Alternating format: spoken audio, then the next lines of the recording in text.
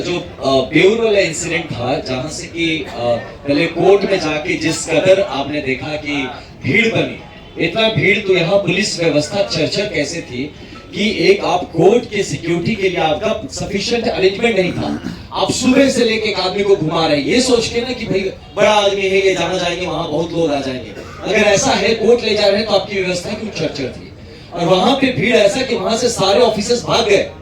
वो एक ऐसा सिचुएशन हुआ कि प्रशांत जी को जब वहां से निकाल के बेउर ले जाने लगे तो वहां सारे ऑफिसर गायब। और जब लोगों ने पूरी तरह से घेर लिया, आप लोग के भी कुछ सदस्य वहां पे थे, तो अपना पीए सिस्टम देते हैं, सरकारी व्यवस्था उनको देते हैं कि प्रशांत जी आप लीजिए, हमसे ही नहीं संभाल में आ रहा भीड़, आप संभालिए। यानी भरोसा भी, अक्यूज भी प्रशांत जी और बचाने वाले भी प्रशांत जी ही होंगे। तो इस लेवल पे पुलिस व्यवस्था। उसके बाद ये जो एक माननीय प्रवक्ता जी ने इतना कुछ कह दिया, तो जब आपके पास, आप उनको बेउर जेल लेके जाते हैं, आपके पास कस्टडी पेपर नहीं है। सोचिए, वो एक आदमी को लेके आप जेल पहुंच जाते हैं, उसको जेल में डाल ही देंगे।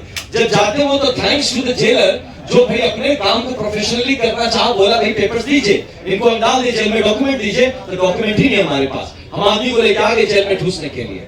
तो वहां पे लाके तो भाई वो जेलर भद्र आदमी शायद था, ये प्रोफेशनल था मैं कहूंगा, जिसने उनको भाई बताया जेलर के रूम में, वहां के सीसीटीवी फुटेज निकाले जाए। वहां पुलिस वहां पे जाके पूरी तरह से लगी थी इनको कैसे जेल किया जाए। उसके बाद जैसे अभी हमारे वकील साहब ने बताया कि इन्होंने जब रीहियर किया, कोर्ट ने बात को पूरी तरह से समझा, और जब फाइनल उन्होंने जो जजमेंट दिया जिसमें, और इस बात को देख के आश्चर्य करते हैं, ये कैसा हो सकता है यार कि जो चीज पुलिस कस्टडी में जिनको बेल मिल जाना चाहिए, तो उसको हमारे पास इतना लेके क्यों आए हैं?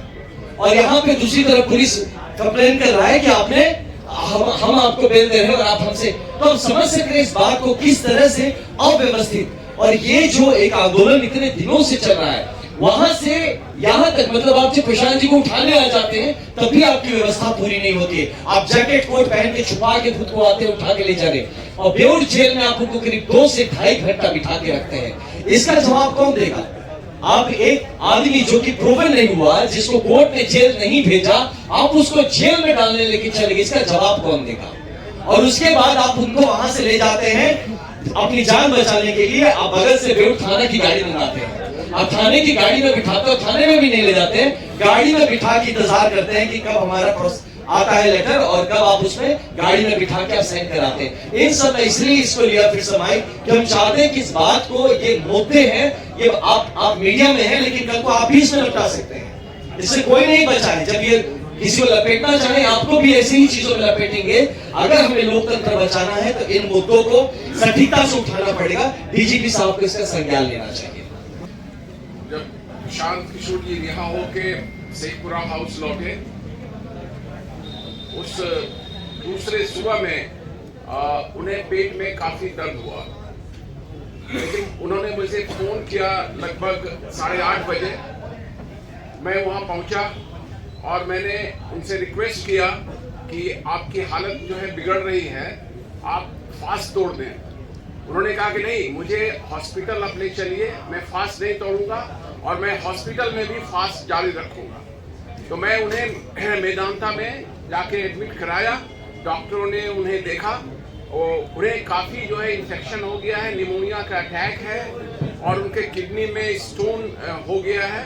साथ ही साथ जो है उन्हें पेशाब जो है रुक रुक के हो रहा था, काफ़ी कॉम्प्लिकेशंस हैं, चेस्ट में भी जो है उन्हें कंजेशन हो गया था। तो इन सब के लिए ट्रीटमेंट शुरू हुआ और अभी ये ट्रीटमेंट चल ही रहा है, लेकिन उनका कहना है कि वो हर हाल में जो है मांग पूरी होने तक अनशन पर रहेंगे। निश्चित तौर पर उनकी हालत चिंताजनक है। हम लोगों ने डॉक्टरों से पूछा तो वो कह रहे हैं कि ये तैयार नहीं है कोई फूड लेने के लिए, और यदि फूड नहीं लेंगे तो इनका जो है रेसिस्टेंस कैपेसिटी जो है घटता जाएगा और फिर रोग से नहीं लड़ेंगे, अल्टीमेटली ये फेटल हो सकता है। इसके बावजूद जो है हम लोगों ने कल मुख्य सचिव महोदय से इस बात को कहा कि प्रशांत किशोर जी जिस मुद्दे को लेकर थे वो कोई बड़ा मुद्दा नहीं था। उन्होंने ये कहा था कि वो एक छात्रों के डेलीगेशन से मिलने, कोई जन स्वराज के डेलीगेशन से मिलने की बात नहीं थी। उनकी बात को सुन लें और सुनने के बाद आपको जो करना है वो कीजिए।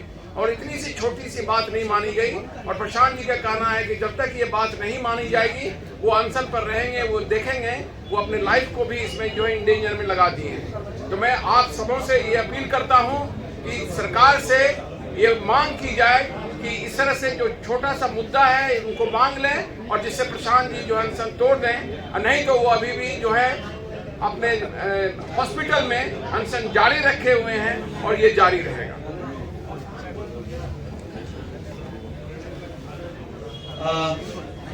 मैं चाहूंगा कि इस ब्रीफिंग का एंड हमारी तरफ से किशोर मीना जी करें और आपको फाइनल कुछ बातें बता दें। मैं बस एक ही बात कहूंगा कि माननीय मुख्यमंत्री श्री नीतीश कुमार जी यात्रा पे हैं और तेजस्वी यादव जी भी यात्रा पे हैं।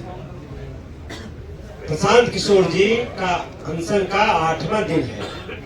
छात्रों का मुद्दा आज भी पड़ा हुआ है। एक तरफ तेजस्वी जी आग का ताप ले रहे हैं घर में बैठकर यात्रा में, नीतीश जी के प्रवक्ता गाली दे रहे हैं, लेकिन जो छात्र के आंदोलन को लेकर अनशन कर जीवन दांव पर लगा दिया है, उस पर सरकार कुछ भी सुनने के लिए तैयार नहीं है। न सिर्फ सुनने के लिए तैयार है, बल्कि सरकार इतने अहंकार में है कि छात्रों से बात करने के लिए भी तैयार नहीं है। ये बहुत ही शर्मनाक है। सरकार को अविलंब राजहित में, छात्रों के हित में और प्रशांत जी के स्वास्थ्य के लिए भी तुरंत छात्रों से वार्ता करनी चाहिए और उनके 5 सूत्री मांगों पर विचार करना चाहिए। सर एक पॉइंट बस मैं ऐड करना चाह रहा था, इसी बात पे एक पॉइंट ऐड करना चाहता था। नॉर्थ ईस्ट में रहा हूँ ना पोस्टेड, वहाँ पे अल्फा जैसे GNLA बड़े बड़े मिलिटेंट MSCM ग्रुप्स हैं, सरकार उनको भी बुलाती है वार्ता करने के लिए।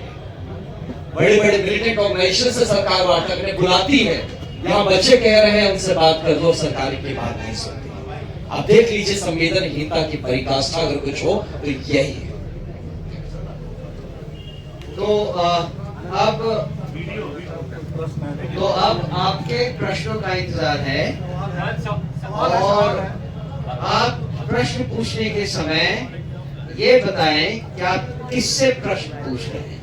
मुन्ना जी, आपने कहा कि 1000 करोड़ का सौदा हुआ है बीपीएससी में, क्या सबूत है, कोई साक्ष्य है क्या? और दूसरा सवाल है, एक सवाल एक बार, एक बार एक सवाल एक बार। ठीक है। ये मैं नहीं कह रहा हूँ, ये गांव गांव में चर्चा हो रही है। यदि 1000 करोड़ रुपए का डील नहीं होता और हम ही से प्रमाण मांगा जा रहा है, तो आप तो सरकार में है, कोई सिटिंग जज से आप जांच करवा लीजिए और यदि 1000 करोड़ रुपया घोटाला नहीं हुआ है तो आप हम पर कार्रवाई कीजिए। ये तो मैं नहीं कहता हूँ। बिहार के गांव गांव में चले जाइए, जो छात्रों का आंदोलन तेज हुआ है, तो ये परसेप्शन बना है इसमें बड़ा घोटाला हुआ है, बड़े बड़े लोग इसमें लगे हुए हैं, बड़ा बड़ा मछली फंसा हुआ है, इसलिए सरकार जांच नहीं करवाना चाहती। लेकिन सरकार तो ये कह रही है, बार बार कह रही है, जैसा अभी आपने कहा खुद की सरकार ये कह रही है कि सबूत वो दे। अगर वो सबूत देते हैं, हम दूसरे देश पर जो इसको तुरंत जो बीपीएससी को हमने सरकार को सबूत भी दिया है, लेकिन सरकार ने उस सबूत के आधार पर कार्रवाई नहीं की है। हम उसके लिए माननीय न्यायालय का भी दरवाजा खटखटाने के लिए तैयार हैं और हमने सबूत के आधार पर बात किया है। अध्यक्ष जी, आप लोग कह रहे हैं कि जाति हुई है, आपके पास 1 करोड़ सदस्य हैं, तो आप लोग इंतजार किस बात कर रहे हैं? रोड पे क्यों नहीं उतर रहे हैं? यही तो अंतर है। आप जिन लोगों की बात कर रहे हैं वो रोड पर उतरते हैं, सत्याग्रही रोड पर नहीं करते हैं। आपका नेता हॉस्पिटल में, वही तो मैं कह रहा हूँ, अगर आपका नेता कुछ होता है ऐसा तो आप तो बिहार को जला के राख कर देते है कि नहीं? तो यही तो अंतर है जनसुराज में और किसी और पार्टी में। कब तक इंतजार करेंगे आप? जब तक हमारी मांग पूरी नहीं हो जाती हम सत्याग्रह का रास्ता नहीं छोड़ेंगे। मैं आनंद जी से रिक्वेस्ट करूंगा, वो कुछ और बातें आपसे कहना चाह रहे हैं। जी बताएं। एक सवाल है, बिहार लोक सेवा आयोग परीक्षाएं लेते रहा है। 8 मई 2022 को 68वीं यूपीएससी परीक्षा होती है। पेपर लीक होता है आरा की जैन कॉलेज से 11 बजे, 12 घंटे के अंदर 8 बजे रात की परीक्षा रद्द कर दी जाती है।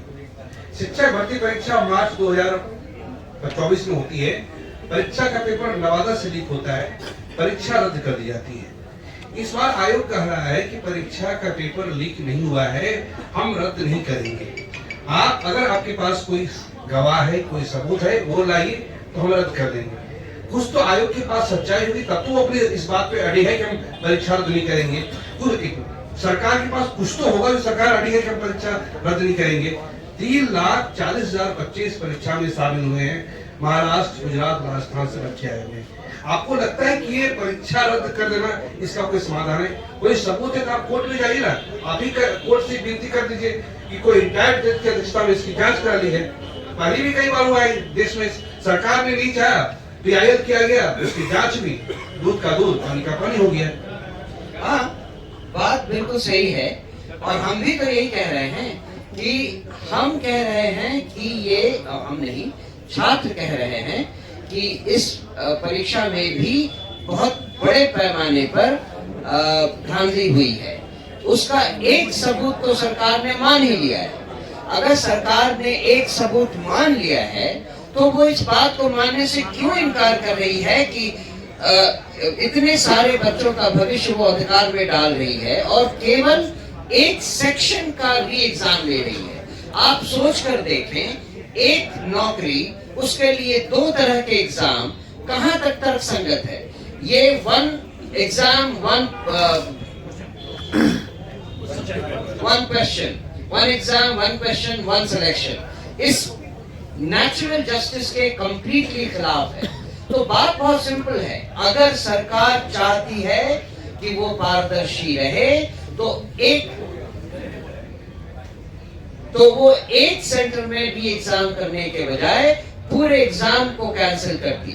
और ये भी कि वो सेंटर कोई छोटा मोटा 100-200 लोगों का नहीं था, वो बिहार गांधी सभागार में 12,000 या 12,000 लोगों का एग्जाम हो रहा था। तो सरकार को क्या प्रॉब्लम है ये बात मानने में कि सारे एविडेंस हैं, वो चाहे तो वो खुद निकाल सकते हैं बहुत सारे सेंटर्स में, लेकिन वो मानने को तैयार नहीं है।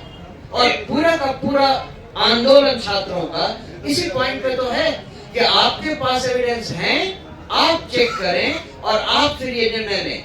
आप अगर एविडेंस को चेक करके बता दें हमें कि नहीं ऐसा कुछ नहीं हुआ है तो हम मान लेंगे।